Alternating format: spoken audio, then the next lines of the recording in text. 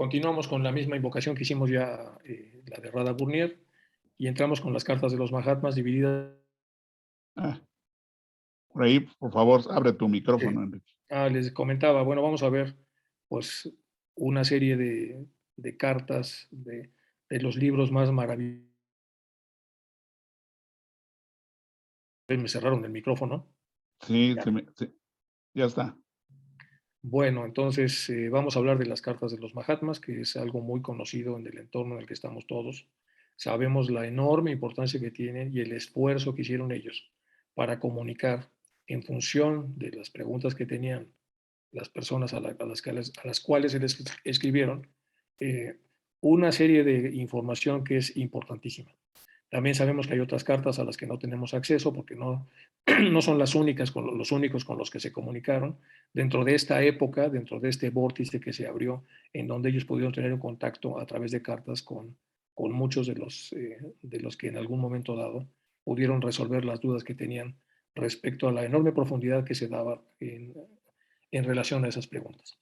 Bueno, aquí están los dos maestros, es la carta de los Mahatmas 1 y 2, aproximación heurística al conocimiento divino.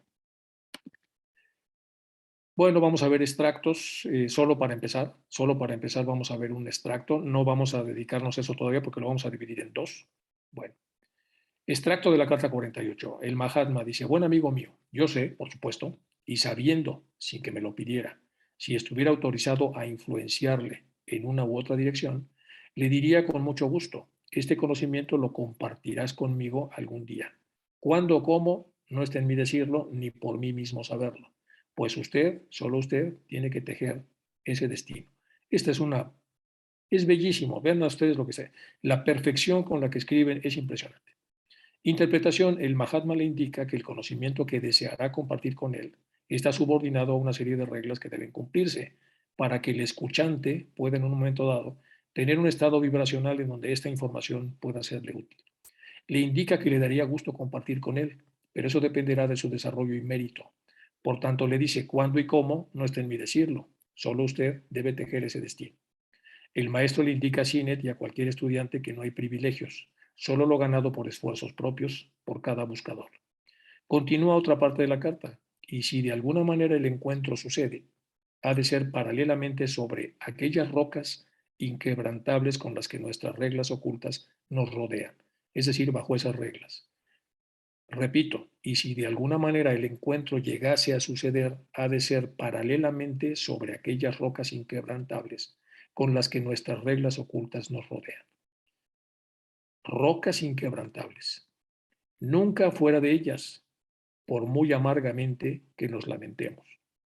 Interpretación, por supuesto, el maestro le indica a Sinet que podrá haber una oportunidad, pero esta será limitada por las reglas inquebrantables. Estas reglas han sido las que han permitido salvaguardar el conocimiento antiguo y verdadero de manos profanas, es decir, de aquellas personas poco comprometidas con el yo divino y más con su ego personal, lo que despertaría en ellos la ambición por poseer conocimiento y poder y dar quién sabe qué uso a todo aquello.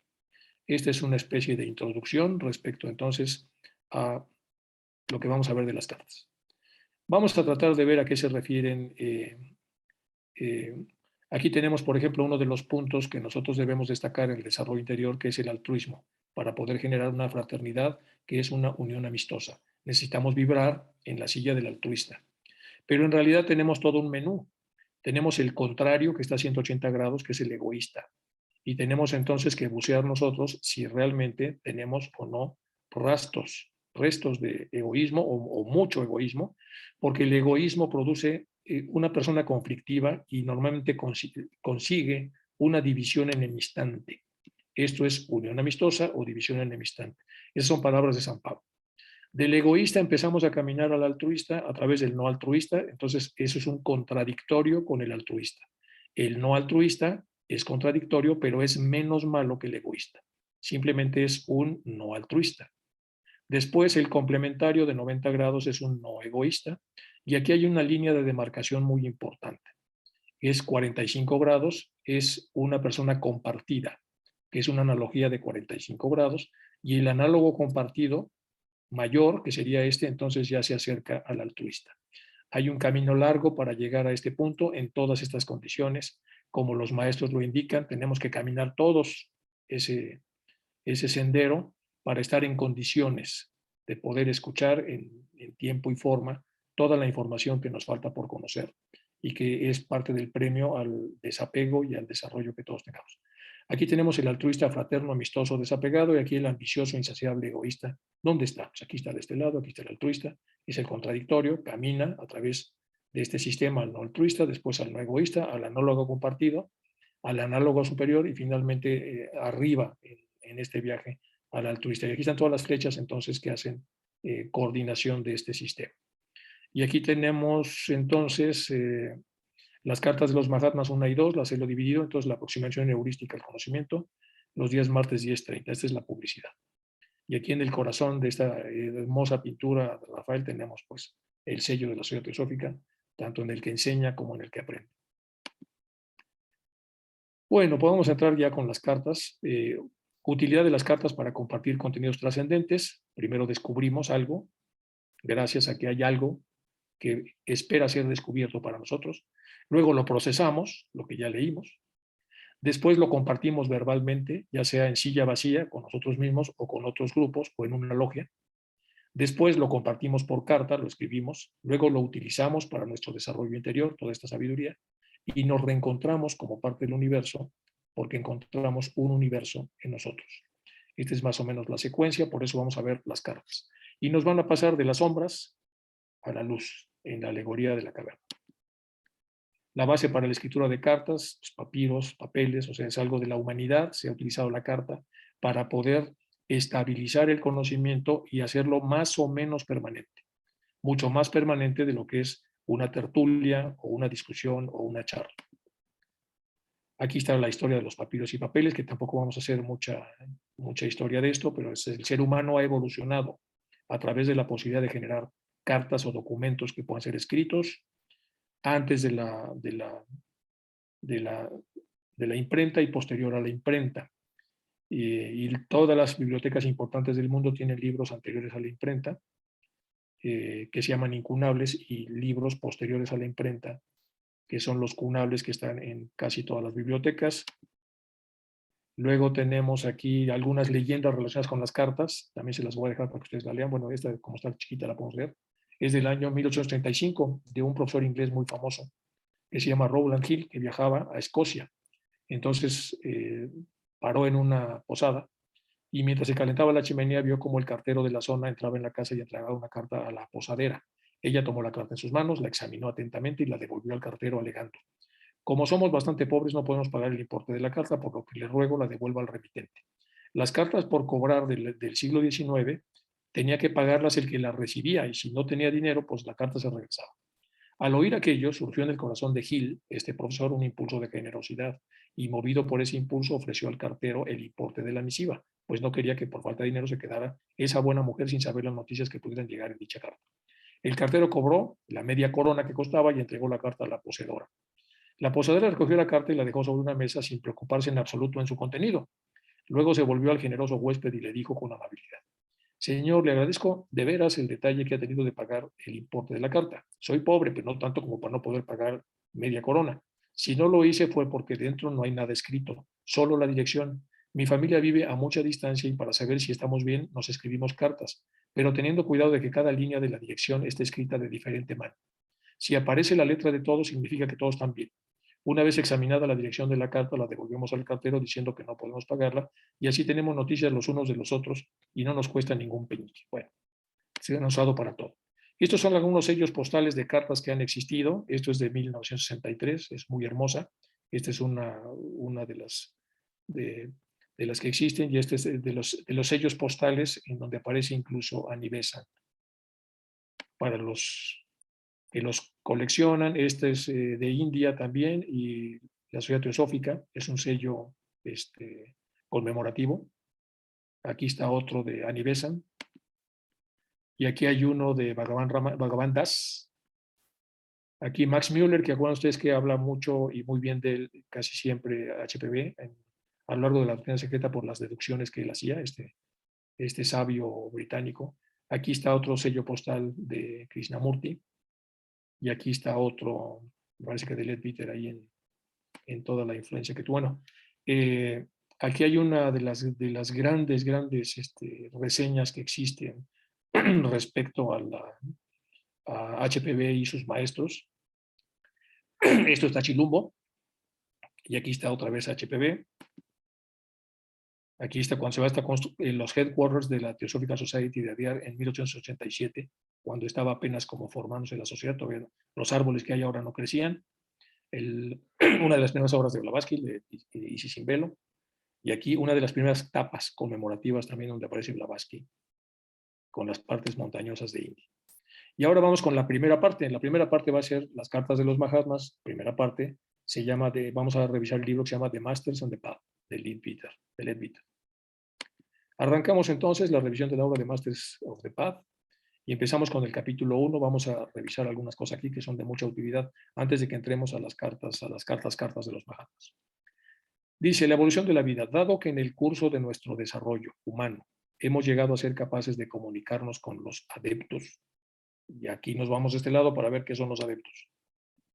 En latín, adeptus, el que ha obtenido en ocultismo es aquel que mediante el desarrollo espiritual ha conseguido el grado de iniciación.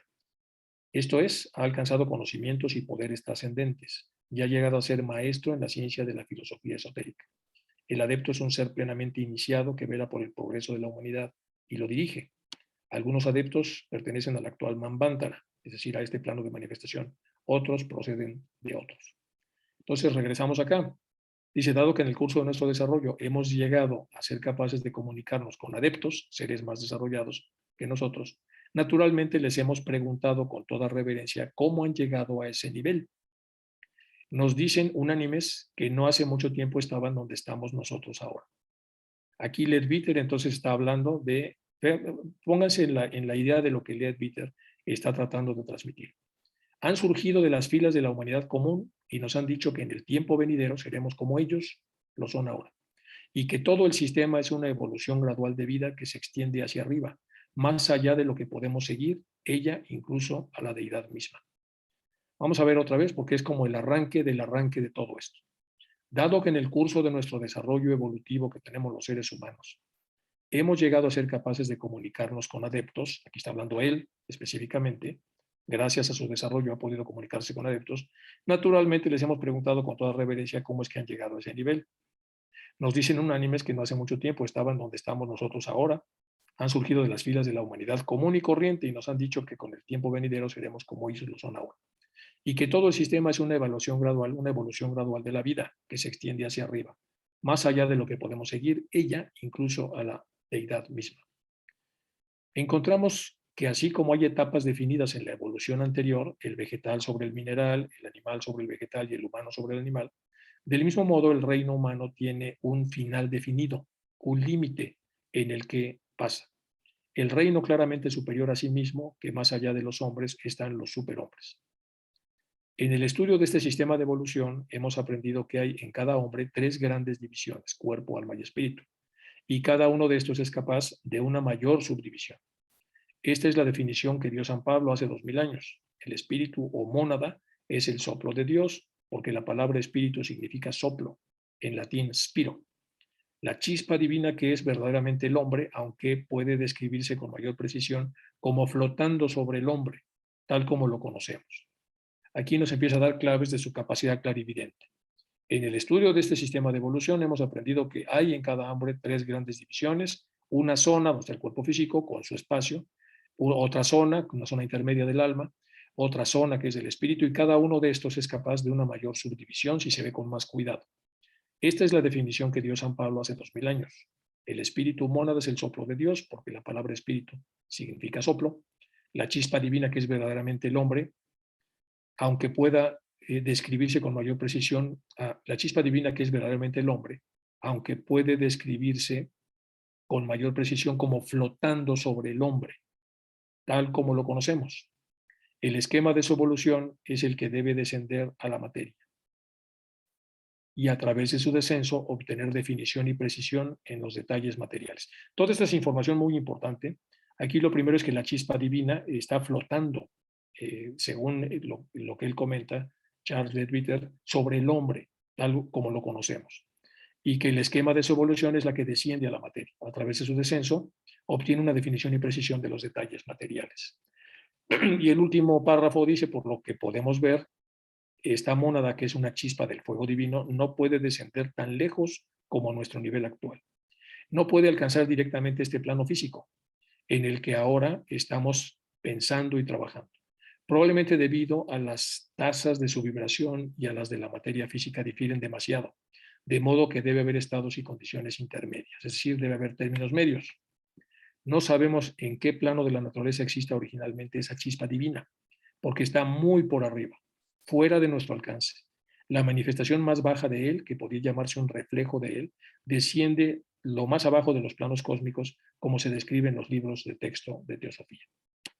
Bueno, en esta primera parte, entonces, Charles Bitter nos está diciendo varias cosas.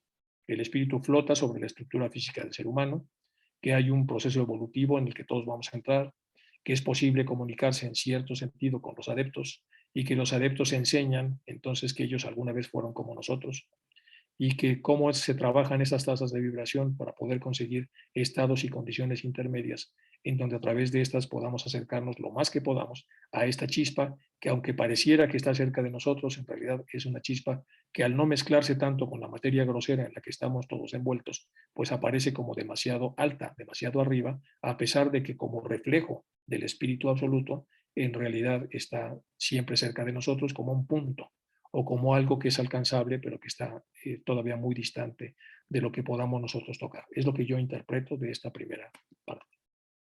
Vamos con la segunda parte de esta misma obra. Hablamos comúnmente de 7 planos de existencia, que son subdivisiones de los subplanos del cósmico inferior, llamados en nuestros libros el paracrítico, que significa el plano físico del cosmos. La mónada puede descender al segundo de estos subplanos, que en consecuencia llamamos plano monádico, pero no parece capaz de penetrar más abajo de este. Para obtener el contacto necesario con la materia aún más densa, depositó una parte de sí misma a través de 2 planos completos, y este fragmento es lo que llamamos el ego o el alma. Vamos a leer otra vez, que esto es importante, cómo lo describe él.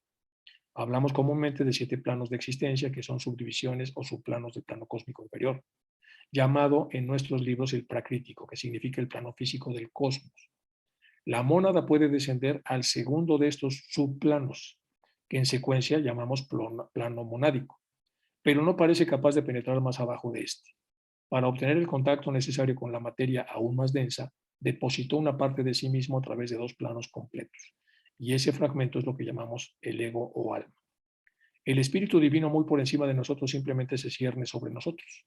El alma, que es una pequeña y parcial representación de ella, es como si la mónada bajara un dedo de fuego y la punta de ese dedo es el alma. No puede descender por debajo de las partes superiores del plano mental, que es el quinto plano, contando de abajo, siendo el físico el séptimo y el más bajo. Vamos a repetir. Es como si la mónada bajara un dedo de fuego y la punta de ese dedo, solo la punta, es el alma. No puede descender por debajo de esa punta, de la parte superior del plano mental.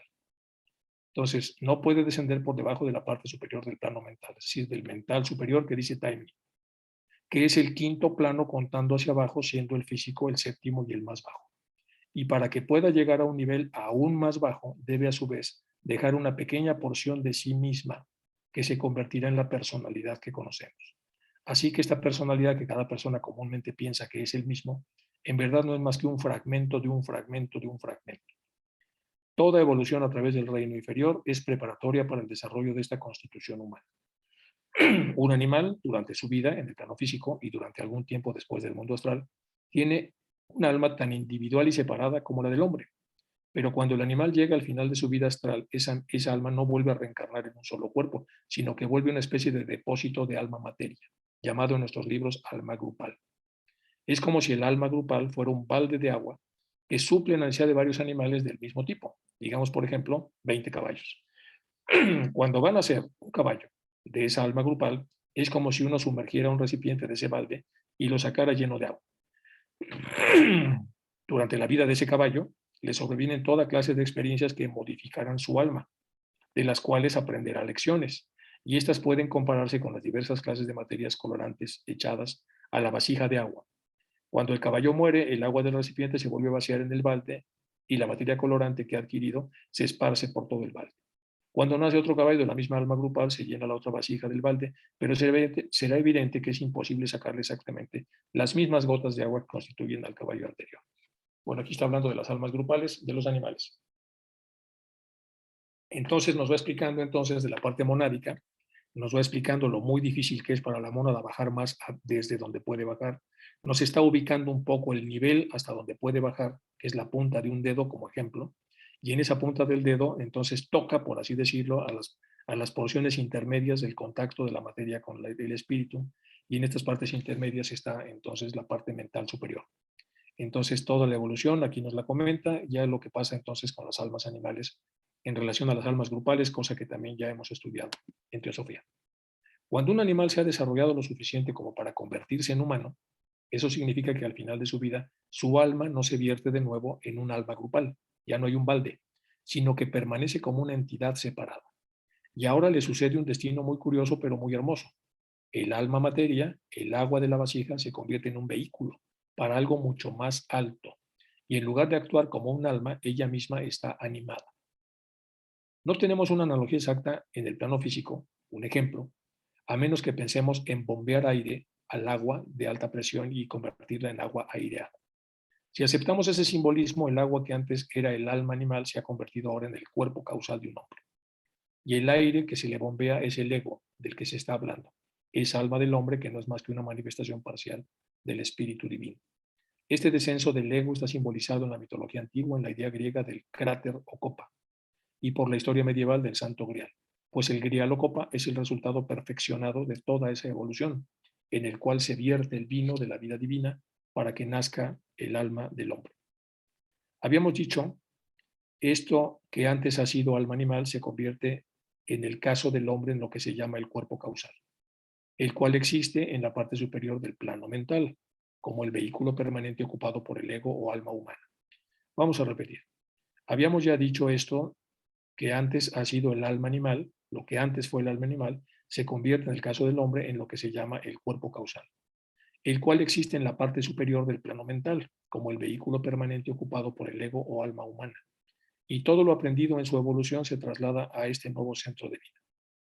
La evolución de esta alma consiste en su retorno gradual al nivel superior en el plano inmediatamente inferior al monádico, trayendo consigo el resultado de su descenso en forma de experiencias adquiridas y cualidades adquiridas. Aquí hay otra clave importante. La evolución de esta alma consiste en el retorno gradual al nivel superior en el plano inmediatamente inferior al monádico, trayendo consigo el resultado de su encarnación, de su descenso, en forma de experiencias adquiridas o de cualidades desarrolladas. El cuerpo físico en todos nosotros está completamente desarrollado y por eso se supone que lo hemos conquistado, pero debe estar completamente bajo el control del alma. Entre las razas superiores de la humanidad, en la actualidad suele ser así, aunque a veces puede separarse y enloquecer por un tiempo.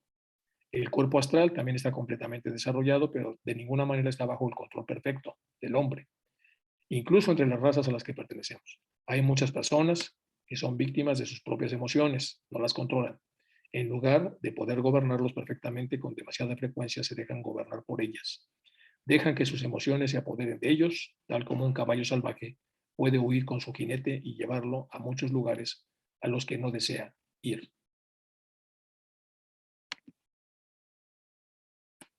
Podemos suponer entonces que en todos los mejores hombres de las razas más avanzadas en la actualidad, el cuerpo físico está completamente desarrollado y bastante bajo control. El cuerpo astral está plenamente desarrollado, pero de ningún modo bajo el perfecto control. El cuerpo mental está en proceso de desarrollo, pero su crecimiento aún dista mucho de ser completo. Todavía tiene un largo camino por recorrer antes de que estos tres cuerpos, el físico, el astral y el mental, estén completamente subordinados al alma. Cuando eso suceda, el yo inferior habrá sido absorbido por el superior y el ego, el alma, habrá dominado al hombre. Aunque el hombre aún no es perfecto, los diferentes vehículos están tan armonizados que tienen un solo objetivo. Hasta ese momento el alma ha ido controlando lentamente los vehículos personales hasta hacerse uno con él. Pero ahora la mónada, a su vez, comienza a dominar al alma y pronto llegará un momento en el que, así como la personalidad y el alma se han vuelto uno, el espíritu y el alma se volverán uno a su vez. es la unificación del ego con la mónada.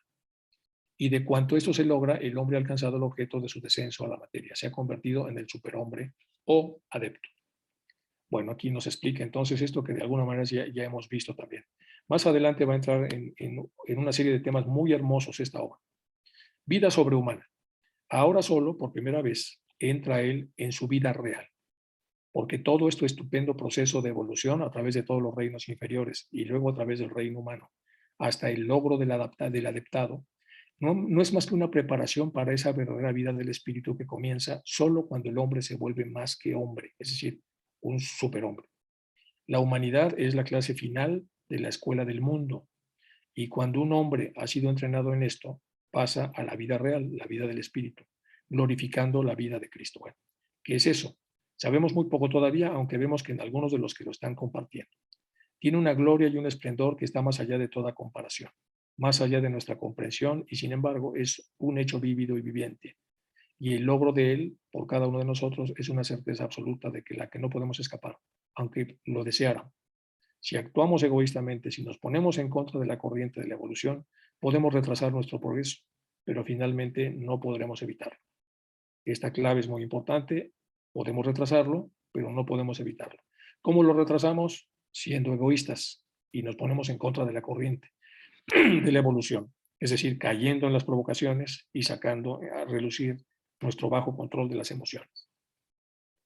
Habiendo terminado con la vida humana, el hombre perfeccionado generalmente abandona sus diversos cuerpos. Acuérdense que está hablando del superhombre, materiales, pero retiene el poder de tomar cualquiera de ellos si alguna vez los necesitase en el curso de su trabajo. En la mayoría de los casos, quien gana ese nivel ya no necesita un cuerpo físico, ya no retiene un cuerpo astral, mental o incluso causal, sino que vive permanentemente en su nivel más alto. Siempre que por cualquier motivo necesite tratar con un plano inferior, debe tomar un vehículo temporal perteneciente a ese plano, porque solo por medio de su materia puede entrar en contacto con los que en él viven. Si desea hablar con los hombres físicamente, debe tomar un cuerpo físico. Debe tener al menos una materialización parcial o no podrá hablar. De la misma manera, si desea impresionar nuestras mentes, debe rodearse de un cuerpo mental. Siempre que necesite en su trabajo tomar un vehículo inferior, tiene el poder para hacerlo, pero lo retiene solo temporalmente. Solo lo usa para poderse comunicar. Hay 7 líneas de progreso aún mayor a lo largo de las cuales pueden avanzar el hombre perfeccionado, una lista de las cuales daremos en un capítulo posterior. Y aquí empieza a hablar ya de la hermandad de los adeptos. Aquí nos da otras claves. Las claves estas son muy importantes. Es lo que tiene que hacer el adepto para poderse comunicar. Si lo va a hacer físicamente en un cuerpo físico, si lo va a hacer mentalmente, entonces en un cuerpo mental.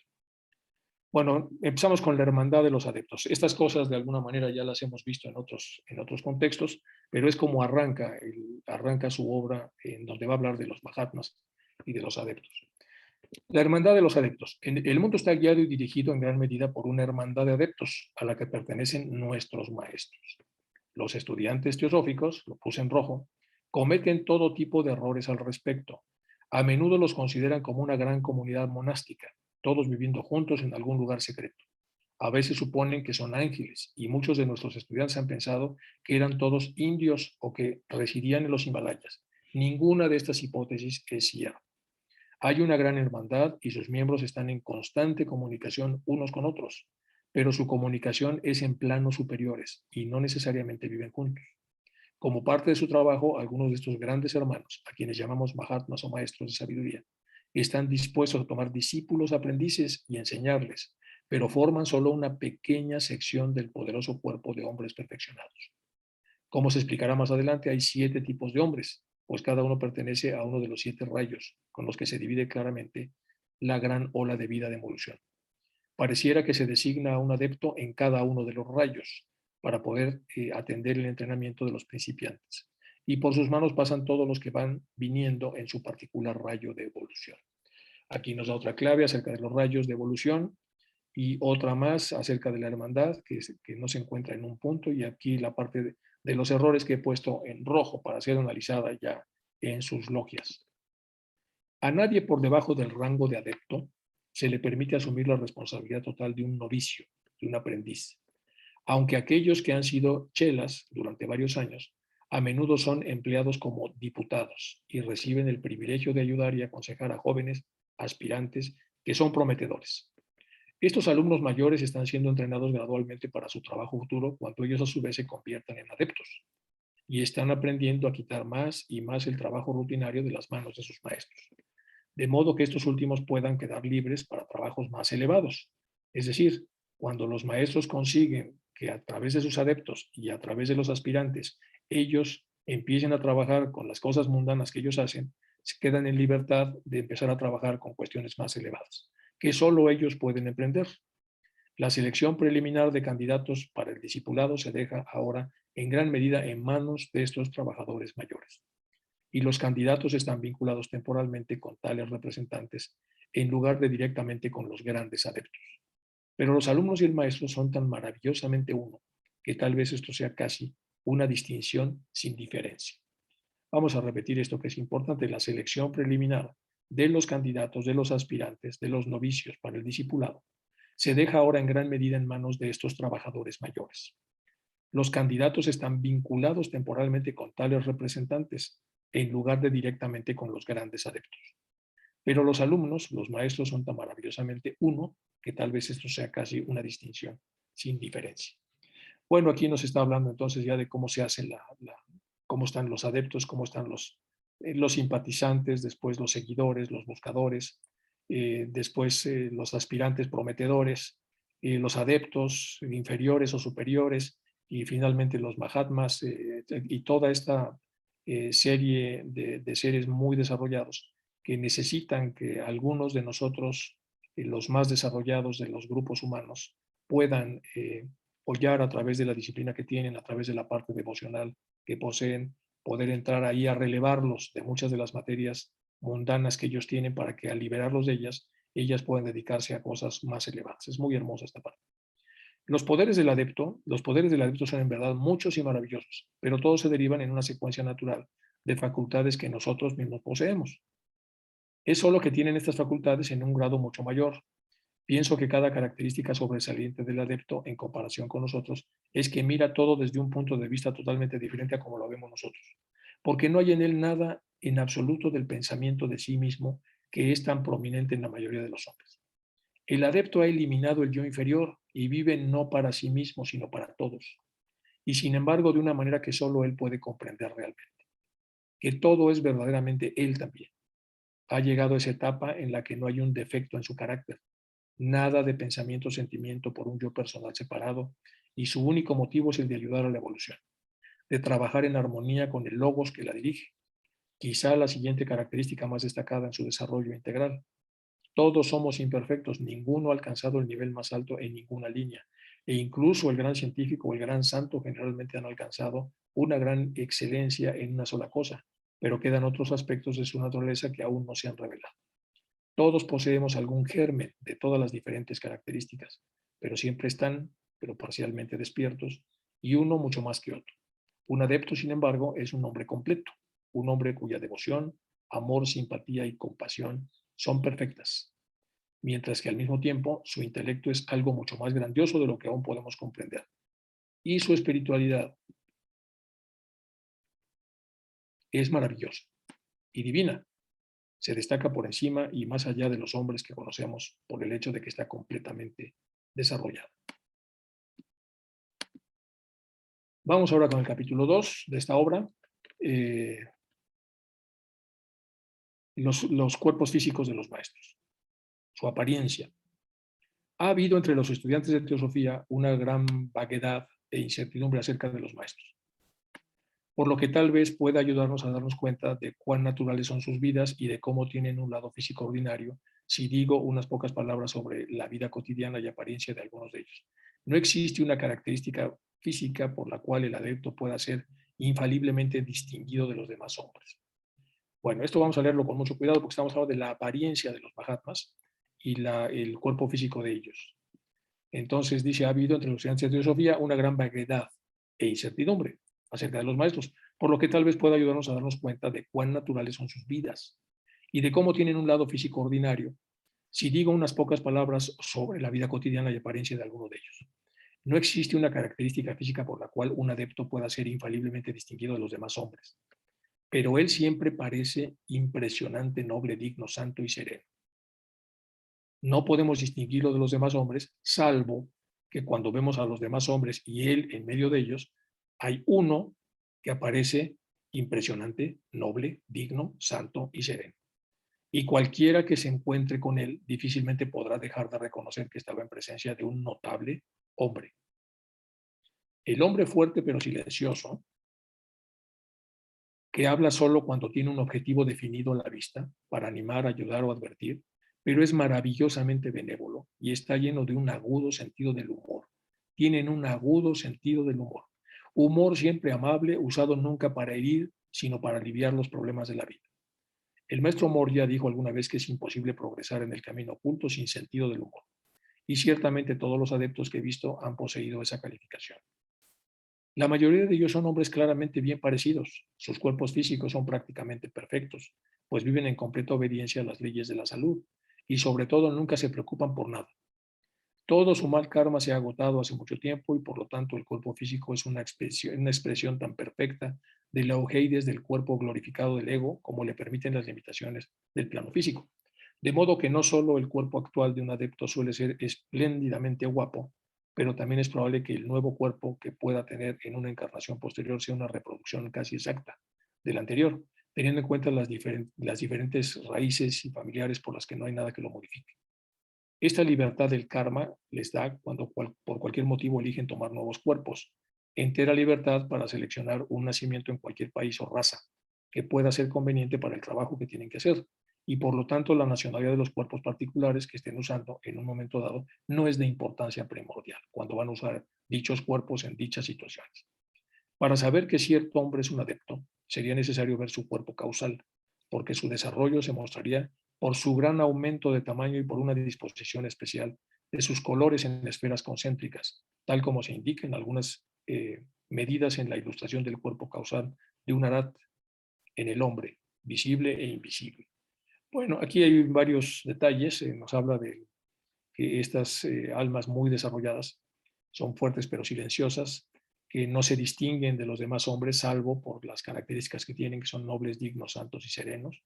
Tienen una serenidad sobrenatural, una nobleza sobrenatural, una santidad especial y una dignidad en el sentido positivo de la expresión muy alta. Son hombres fuertes pero silenciosos y todos tienen un sentido del humor, no un sentido del humor sarcástico, sino un sentido del humor que les permite aliviar las penas y pasársela bien. La mayoría de ellas son claramente bien parecidos, también conformados y bien constituidos. Y entonces, básicamente de eso está hablando en esta parte, acerca de los Mahatmas. Un barranco en el Tíbet. Hay cierto valle, o más bien un barranco, en el Tíbet, donde tres de estos grandes seres, el maestro Moria, el maestro Kutumi y el maestro Dwalkul, están viviendo en la actualidad. Voy a repetir, hay un barranco en el Tíbet. Hay cierto valle, o más bien un barranco en el Tíbet, donde tres de estos grandes seres, el maestro Moria, el maestro Kutumi y el maestro Dwalkul, están viviendo en la actualidad. El maestro Dwalkul ha pedido de Madame Blavatsky, una vez hizo para ella una imagen precipitada de la desembocadura de este barranco. Es decir, a pedido de HPV le dijo cómo es ese barranco donde viven y él entonces mandó una imagen precipitada. Recordemos que la precipitación es una capacidad que tienen las personas que nos exceden en desarrollo para que a través de la imaginación puedan impresionar un papel y generar una imagen y enviarla a larga distancia. Y la ilustración que se da aquí es una reproducción de una fotografía de eso que HPV solicitó. Este es el barranco, apenas si se nota, es un barranco común y corriente con un árbol ahí y aquí una especie de una cañada o lo que fuere. Esta es la foto que se puede ver con mayor precisión en la obra ya en concreto, pero nos da una idea más o menos de cómo es aquel lugar. Bueno, el original que está precipitado sobre seda se conserva en el santuario de la sede de la Sociedad Teosófica de Adyar. El original de esto, que está precipitado en una hoja especial sobre seda, la hoja de seda, se conserva en el santuario de la sede de la Sociedad Teosófica en Adyar. A la izquierda de la imagen se ve el maestro Moria a caballo, cerca de la puerta de su casa. Bueno, aquí casi no se ve, porque la fidelidad de la foto no es muy buena, pero está ahí el maestro Moria a caballo. La morada del maestro Kutumi no aparece en la imagen, estando más arriba en ese valle. En el recorrido de la derecha, Madame Blavatsky le rogó al maestro Dwight Kuhl que se pusiera en escena. Al principio se negó, pero finalmente se agregó a sí mismo como una pequeña figura de pie en el agua y agarrando un poste, pero de espaldas al espectador. Este original está ligeramente teñido, siendo los colores azul, verde y negro. Lleva la firma del artista, el apodo de Guy Benjamin, que llevó en su juventud en los primeros días de la sociedad, mucho antes de llegar a ser adaptado. Evidentemente la escena está tomada a principios del día, mientras las nieblas matutinas aún se aferran a las laderas. Es una lástima que no esté bien definida la foto, pero es una foto que es perfectamente buscable y encontrable, con la cual ustedes entonces pueden constatar lo que aquí se está comentando. Los maestros Moria y Kutumi ocupan casas en lados opuestos de este estrecho barranco, cuyas laderas están cubiertas de pinos. Los senderos bajan por el barranco pasando sus casas y se encuentran al fondo, donde hay un pequeño puente. Cerca del puente, una puerta estrecha, que se puede ver a la izquierda de la parte inferior de la imagen, conduce a un sistema de vastas salas subterráneas que contienen un museo oculto, del cual el maestro Kutumi es el guardián, en nombre de la Gran Hermandad Blanca. Vamos a ver más peculiaridades entonces de estos grandes seres. Los maestros M y KH entonces ocupan casas a los lados opuestos de este estrecho barranco, cuyas laderas están cubiertas de pinos. Los senderos bajan por el barranco pasando sus casas y se encuentran al fondo, en donde hay un pequeño puente. Cerca del puente, una puerta estrecha que se puede ver a la izquierda en la parte inferior de la imagen, conduce a un sistema de vastas salas subterráneas que contienen un museo oculto, del cual el maestro Kutumi es el guardián en nombre de la Gran Hermandad Blanca. Los contenidos de este museo son del más variado carácter. Parecen tener la intención de ser una especie de ilustración de todo el proceso de evolución. Por ejemplo, aquí están las imágenes más realistas de cada tipo de hombre que ha existido en este planeta. Desde el principio, desde los lemurianos gigantescos y desgarbados hasta restos pigmeos de razas aún más antiguas y menos humanas, los modelos en alto relieve muestran todas las variaciones de la superficie de la Tierra y las condiciones anteriores y después de los grandes cataclismos que tanto han cambiado la faz de la Tierra. Enormes diagramas ilustran las condiciones antes y después de los grandes cataclismos, las migraciones de diferentes razas del mundo y muestran exactamente cuán lejos se extendieron desde sus respectivas puentes.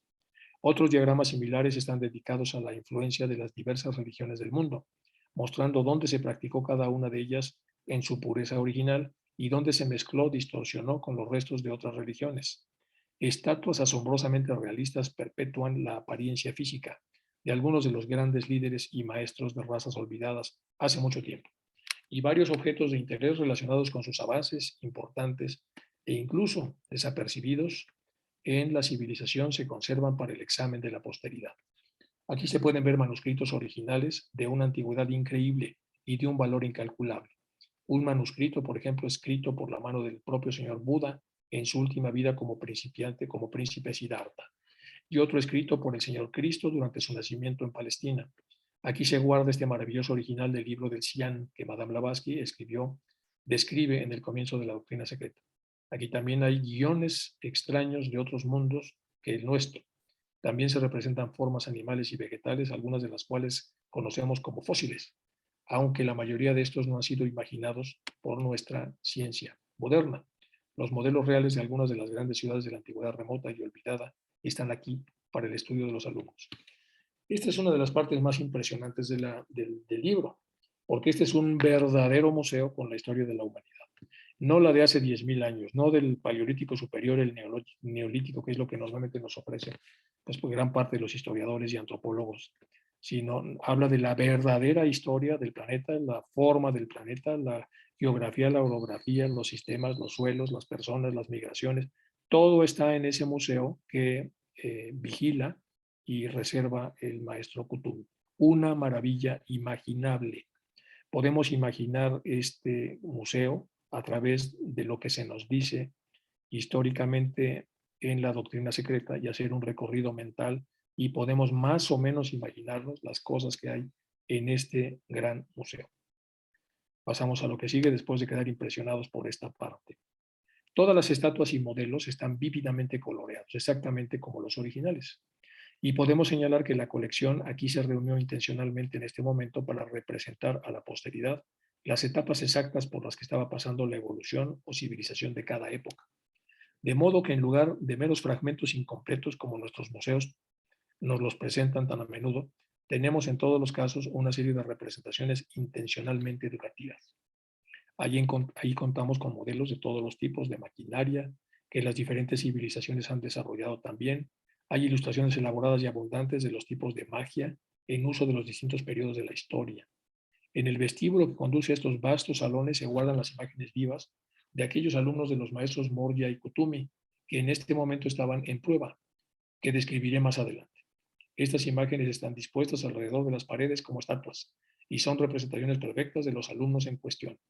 Sin embargo, no es probable que sean visibles a los ojos físicos, porque solo la materia más baja que entra en su composición es etérica, es decir, están hechos de materia etérica, por lo tanto no son visibles para los ojos profanos y mundanos.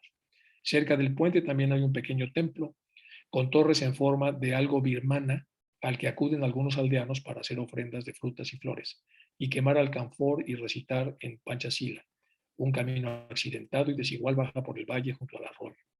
Desde cualquiera de las dos casas de los Mahatmas se puede ver la otra casa de ambos, es decir, las dos casas pueden verse una a otra. Están sobre el puente, pero no se pueden ver desde él, ya que el barranco se dobla. Si seguimos el camino que sube por el valle pasando por la casa del maestro Kutumi, nos llevará a una gran columna de roca más allá de la cual el barranco se dobla de nuevo y desaparece de la vista. Un poco más allá del barranco desemboca en una meseta en la que hay un lago, en el que, según cuenta la tradición, Madame Blavatsky solía bañarse, y se dice que la encontró muy fría el agua. El valle está protegido y mira hacia el sur, aunque el campo circundante está cubierto de nieve durante el invierno. No recuerdo haber visto ninguno cerca de las casas de los maestros. Estas casas son de piedra, muy pesadas y sólidamente construidas. Y aquí hay un pequeño mapa o un pequeño plano de cómo están constituidas estas casas. Ahora vamos con la casa del maestro Kutumi. La casa del maestro Kutumi está dividida en dos partes por un pasadizo que las atraviesa. Como se verá en nuestro diagrama 1, que muestra en el plano planta de la mitad sur de la casa, que está aquí, pero que es difícil de entender, bueno, hay un pasadizo que une a las dos zonas. Una de ellas es una biblioteca. Bueno, como se verá en nuestro diagrama 1, que muestra el plano planta de la mitad sur de la casa, al entrar en el corredor, la primera puerta de la derecha conduce a la habitación principal de la casa, en la que nuestro maestro suele sentarse. Es grande y elevada, unos 15 por 10 metros, en muchos sentidos más parecido a un vestíbulo que una habitación. Ocupa todo el frente de la casa en ese lado del corredor. Detrás de esa gran sala hay otras dos habitaciones, casi completas del lado división de la casa. Perdón, dos habitaciones casi cuadradas, una de las cuales se usa como biblioteca y la otra como dormitorio. Eso completa ese lado división de la casa que aparentemente está reservado para el uso personal del maestro y está rodeada por una amplia terraza. El otro lado de la casa, de la izquierda del pasillo, según se entra, parece estar dividida en habitaciones más pequeñas y oficinas de varios tipos.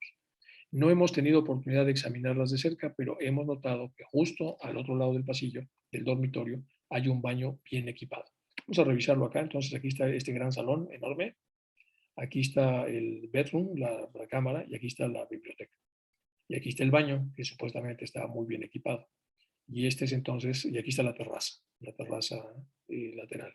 Esa es la forma en la que está esta casa del maestro Kutumi. La gran sala está bien provista de ventanas, tanto en el frente como en el fondo, también que al entrar uno tiene la impresión de una perspectiva casi continua. Y debajo de las ventanas corre un asiento largo. También hay una característica un tanto inusual para este país, una gran chimenea abierta en el medio de la pared opuesta a las ventanas delanteras. Está dispuesto para calentar las tres habitaciones y tiene una curiosa abertura de esa chimenea. Hay una repisa en la chimenea y cerca está el sillón del maestro, de madera tallada muy antigua, ahuecado para que quepa y se sienta, de modo que no se necesiten cojines para él. Repartidos por la habitación hay mesas y canapés o sofás, en su mayoría sin respaldo, y en una esquina está el teclado del órgano del maestro.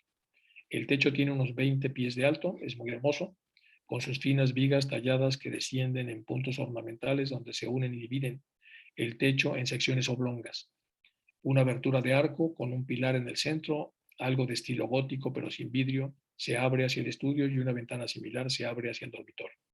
Esta última habitación está amueblada de forma muy sencilla. Hay una cama ordinaria, columpiándose como una hamaca entre dos soportes de madera tallada fijados en la pared. Uno de estos tallados para imitar la cabeza de un león y el otro de un elefante. La cama, cuando no se usa, se despliega, se pliega con la otra pared. Bueno, aquí nos falta esto. La biblioteca, vamos a hablar de la biblioteca. La biblioteca es una hermosa sala que contiene miles de volúmenes. No es una biblioteca común y corriente, no es una biblioteca pequeña, no es una biblioteca fea, es una hermosa, tiene miles de volúmenes. Siendo de la pared, hay estantes altos para los libros, llenos de libros en muchos idiomas, algunos de ellos son obras europeas modernas, y en la parte superior hay estantes abiertos para manuscritos. El maestro es un gran lingüista y además de ser un excelente erudito en inglés, tiene un conocimiento profundo del francés y alemán. La biblioteca también contiene una máquina de escribir que fue obsequiada por el maestro a algunos de sus alumnos. De la familia del maestro sé muy poco. Hay una dama, evidentemente una alumna, a quien llama hermana. Si ella es realmente su hermana o no, no lo sé. Ella posiblemente podría ser una prima o una sobrina. Ella se ve mucho mayor que él, pero eso no haría que la relación fuera improbable, ya que parece tener la misma edad durante mucho tiempo. Bueno, esto es respecto a la biblioteca. Y ahora las actividades de los maestros. Ya vimos dónde viven, ya vimos dónde están, ya vimos la parte geográfica, ya vimos incluso la casa, cómo está aquí dispuesta y cuáles son las cosas importantes para el maestro. Es una biblioteca. Ya vimos también qué hace el maestro en este museo donde se guarda o se guarda con mucho celo, él como guardián de lo que es la historia viva, de la historia real. Es un museo con alcances que no tenemos. No tenemos la manera de hacerlo solamente a través de las lecturas que nos han heredado los maestros a través de HPV. Vamos con las actividades. Ahora nos va a pasar a las actividades. El maestro tiene un gran jardín propio. Posee también una cantidad de tierra y emplea trabajadores para cultivarla. Cerca de la casa hay arbustos en flor y masas de flores que crecen libremente, con helechos entre ellos. Por el jardín fluye un riachuelo que forma una pequeña cascada y sobre ella se construye un diminuto puente. Aquí se sienta a menudo cuando envía corrientes de pensamientos y bendiciones sobre su pueblo. Sin duda parecería al observador causal como si estuviese sentado ociosamente, observando la naturaleza y escuchando sin prestar atención el canto de los pájaros y el chapoteo del agua. A veces también descansa en su gran sillón. Cuando su gente lo ve así, saben que no deben molestarlo. No saben exactamente lo que está haciendo, pero supongan que está en samadhi. El hecho de que la gente de Oriente comprenda y respete este tipo de meditación puede ser una de las razones por las que los adeptos prefieren vivir allí antes que en Occidente. De esta manera conseguimos el efecto del maestro sentado en silencio durante una parte considerable del día y, como diríamos, meditando. Pero mientras aparentemente descansa tan tranquilamente, en realidad está ocupando todo el tiempo en el trabajo más arduo en planos superiores, manipulando varias fuerzas naturales, derramando influencias del carácter más diverso en miles de almas simultáneamente, pues los adeptos son personas de las más ocupadas del mundo. El maestro, sin embargo, también realiza mucho trabajo en el plano físico. Ha compuesto algo de música y ha escrito notas y papeles para diversos fines. También está muy interesado en el desarrollo de la ciencia física, aunque esto es especialmente la provincia de uno de los otros grandes maestros de sabiduría. Bueno, de vez en cuando el maestro Kutumi monta un gran caballo bayo y ocasionalmente, cuando su trabajo es conjunto, lo acompaña el maestro Morya, que siempre monta un magnífico caballo blanco. Nuestro maestro visita regularmente algunos de los monasterios y a veces sube por un gran paso hacia un solitario monasterio en las colinas. La equitación en el ejercicio de sus funciones parece ser su principal ejercicio, pero a veces pasea con el maestro de Walkul, que vive en una pequeña cabaña que construyó con sus propias manos, muy cerca del gran peñasco en la subida de la meseta. Bueno, ¿qué sacamos de acá? Que están trabajando la mayor parte del día a través de enviar. Vamos a leerlo otra vez porque es una parte muy importante. Se está sentado en una parte considerable del día y, como diríamos, meditando, pero mientras aparentemente descansa tan tranquilamente, en realidad está ocupando todo el tiempo el trabajo más arduo de los planos superiores, manipulando varias fuerzas naturales y derramando influencias positivas, uno entiende que son de ese tipo, del carácter más diverso en miles de almas simultáneamente. Es el trabajo más fuerte, pues los adeptos son las personas más ocupadas del mundo. Y a ratos, en sus descansos, tiene la actividad física que ya se ha descrito. A veces el maestro toca el órgano. que está en la gran sala de su casa. Lo mandó a hacer en el Tíbet bajo su dirección. Y de hecho es una combinación de piano y órgano, con un teclado como los que tenemos en Occidente, en el que puede tocar toda nuestra música occidental. Es diferente a cualquier otro instrumento con el que esté uno familiarizado, ya que en cierto sentido tiene dos frentes, ya que puede tocarse desde la sala de estar o desde la biblioteca. Tiene dos rostros el piano órgano. El teclado principal, o más bien los tres teclados del gran órgano, oleaje y coro, está en la sala de estar, mientras que el teclado de piano está en la biblioteca y estos teclados se pueden usar juntos o por separados.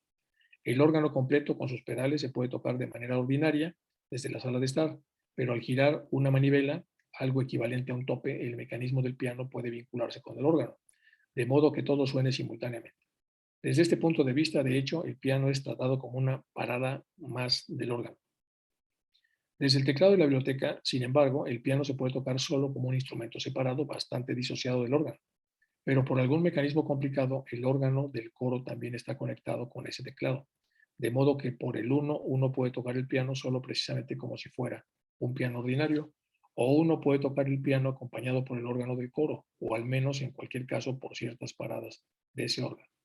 También es posible, como dije, separar los dos por completo y así un intérprete en cada teclado tocar un dúo, un piano y órgano. Interesante. El mecanismo de los tubos de este extraño instrumento ocupan casi la totalidad de lo que podría llamarse el piso superior de esta parte del Master's House, de la casa del maestro. Por una especie de magnetización hay una comunicación de los Gandhavas y Devas para la música, hasta que puedan entonces este tipo de músicas desarrollarse.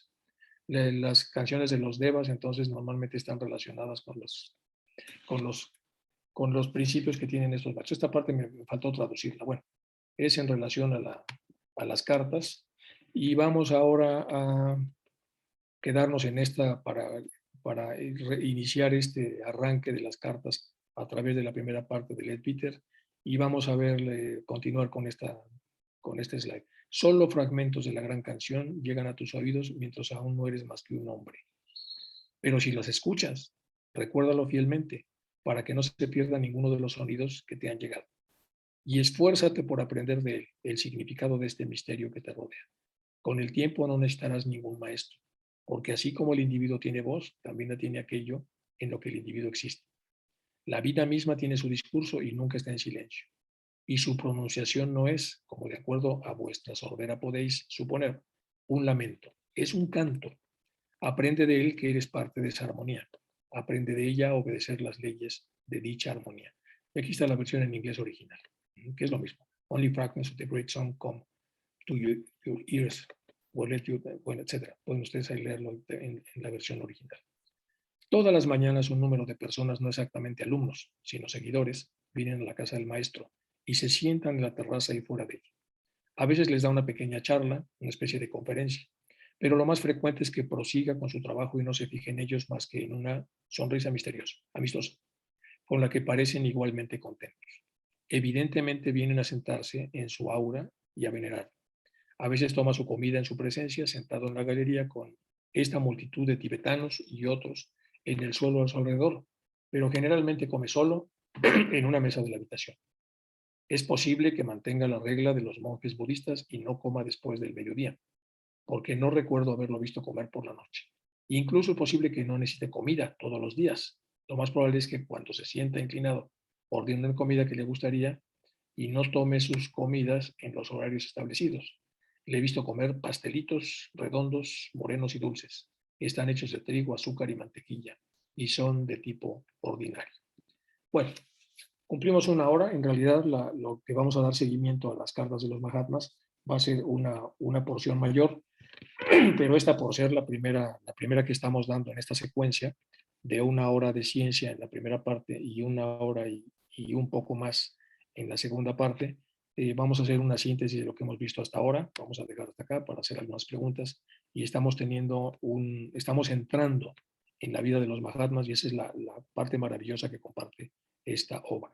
Voy a dejar entonces de compartir para poder pasar a las preguntas que tengan ustedes o preguntas, comentarios o lo que fuere. Entonces les voy a pedir a Chuy y a Isaac dejar de compartir para, para ver dónde nos quedamos. Ahí todavía nos vamos a llevar